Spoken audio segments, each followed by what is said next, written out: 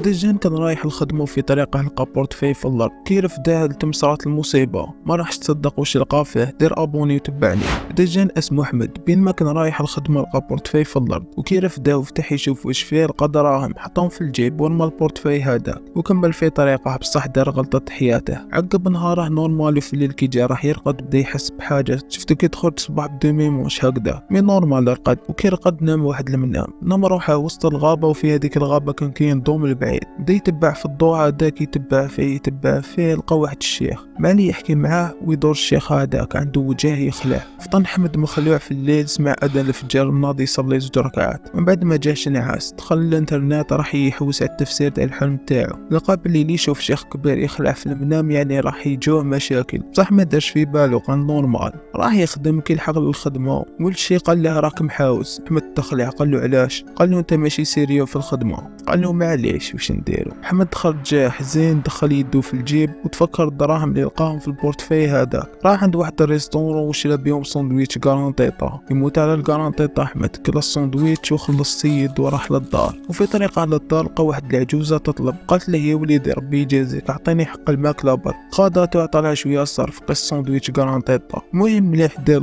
الخير تلقاه. كرجع للدار يما قالت له يا وليدي رجعت بكري اليوم. قالها يا ودي صراو لي مشاكل في الخدمه.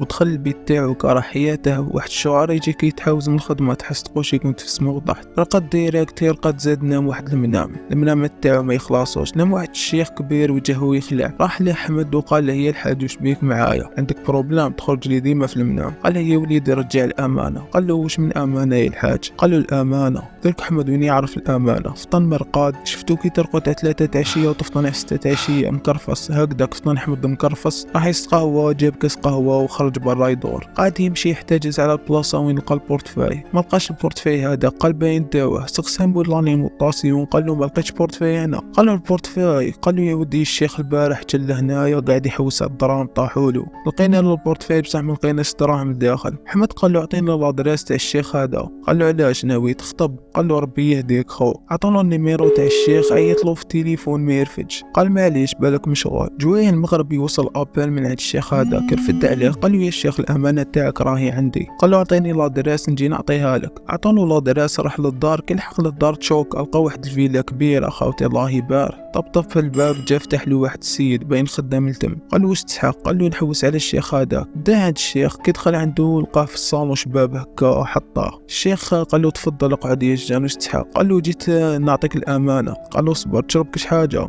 قال له ما نشرب والو. جان دخل يده دخل الجيب جاب الدراهم هذوك وعطاهم للشيخ. قال له هاك الامانه ديالك. الشيخ قال له يعطيك الصحه. قال له قليل وين نلقى ناس الخير كيما انت. الجان هذاك بدا يحكي له الحكايه تاع المنام هذيك. وقال له يا ودي حكايه طويله. قال له الشيخ تبان مقلق بصح. قال له يا ودي خسرت الخدمه ديالي. قال له يا وليدي واش دير في هاد الحياه هذه هي طيحه ونوضه.